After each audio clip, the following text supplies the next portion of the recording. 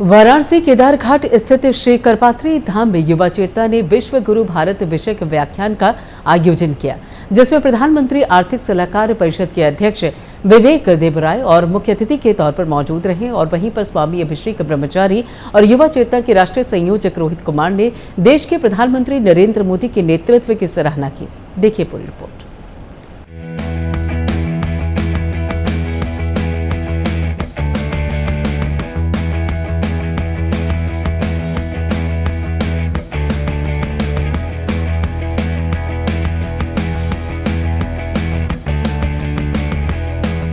सम्मान, संस्कृति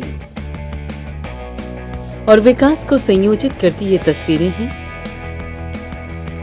वाराणसी केदारघाट स्थित श्री करपात्री धाम की, जहां पर भारत की सभ्यता और परंपरा की विरासत को संभालने का बीड़ा उठाने वाले युवा चेतना ने एक ऐसा मंच सजाया जहां पर बात हुई भारत की संस्कृति की, भारत के विकास की, भारत के विश्व गुरु बनने तक के सफर की।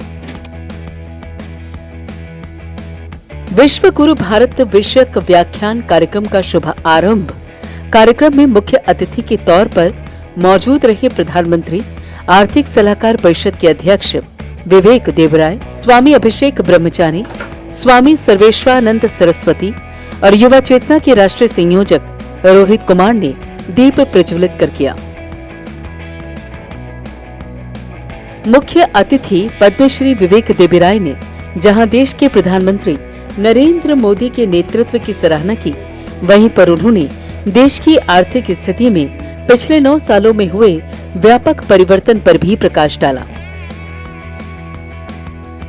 साथ ही मुख्य अतिथि पद्मश्री विवेक देबराय ने कहा कि प्रधानमंत्री नरेंद्र मोदी की दूरदर्शिता और अहम निर्णयों का ही नतीजा है कि आज भारत विश्व शक्ति के रूप में पहचान बना चुका है। हम आप जो सोच रहे हैं वो अपने काल के बारे में सोच रहे हैं, 2047 के बारे में सोच रहे हैं।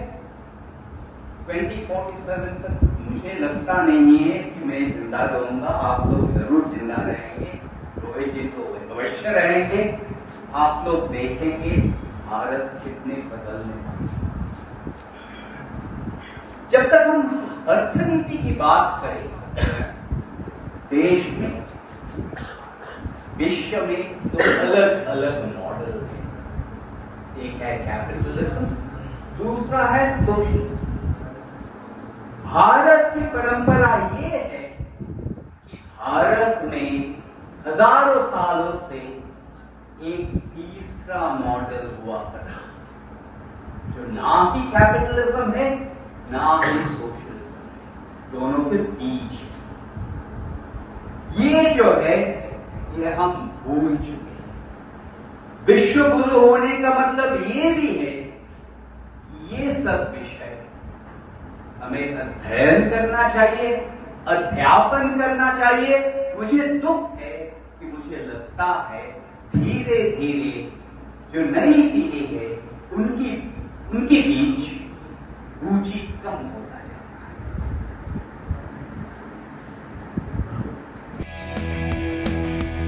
कार्यक्रम में उपस्थित रहे स्वामी अभिषेक ब्रह्मचारी ने युवा शक्ति को भारत के विकास के लिए आगे आने का आह्वान किया।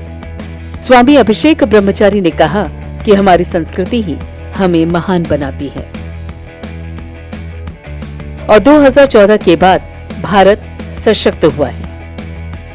साथ ही इस पूरे व्याख्यान की अध्यक्षता करते हुए युवा चेतना के राष्ट्रीय संयोजक रोहित कुमार ने कहा कि प्रभु राम से लेकर प्रधानमंत्री नरेंद्र मोदी तक सबने दुनिया के सामने त्याग का परिचय दिया है। साथ ही रोहित सिंह ने कहा कि अगर आज अमेरिका और चीन जैसे शक्तिशाली देश भारत का नेतृत्व स्वीकार करने को तैयार हैं, तो ये प्रधानमंत्री नरेंद्र मोदी के ही प्रयासों का परिणाम है। जब परमाणु और मिसाइल की बात दुनिया सोच नहीं थी, तो ब्रह्मास्त्र का उपयोग हमारे देश में होता था। मैथमेटिक्स के फॉर्मूले को जब तक दुनिया ने जाना नहीं था, तब तक हिंदुस्तान के अंदर वैदिक मैथमेटिक्स के सूत्रों ने दुनिया को दिशा दिखाने का काम किया। जब दुनिया में सत्ता के हस्तांतरण के लिए खूनी संघर्ष हो रहा था, परिवारों में युद्ध हो रहा था, लोग एक दूसरे को मार रहे थे, उस समय हिंदुस्तान के अयोध्या में अवतरित एक राजकुमार, जिसने राज सत्ता को खुदबाल की भांति मारने के उपरांत राजमहल को त्यागने के बाद जब देश और दुनिया का परिभ्रमण शुरू किया और जब किष्किंधा पहुंचे और बाली के संहार के उपरांत किष्किंधा पर सनातन ध्वज लहराया। विश्व गुरु भारत व्याख्यान आयोजन में स्वामी अभिषेक ब्रह्मचारी ने पद्मश्री विवेक देबराय और उनकी धर्म पत्नी सुपर्णा बनर्जी देबराय को शॉल ओढ़ाकर सम्मानित किया। साथ ही इस अवसर पर डॉक्टर रामानंद राय, कपिंद्र तिवारी, डॉक्टर ऋतु गर्ग, मुकेश पांडे, संदीप पांडे आपा, नरोत्तम सिंह, अजय पांडे, राहुल शुक्ला, अभिनायक मिश्रा, जितेंद्र यादव, राजीव मौर्य, बाबू सहनी आदि उपस्थित रहे। Bureau report, prime news.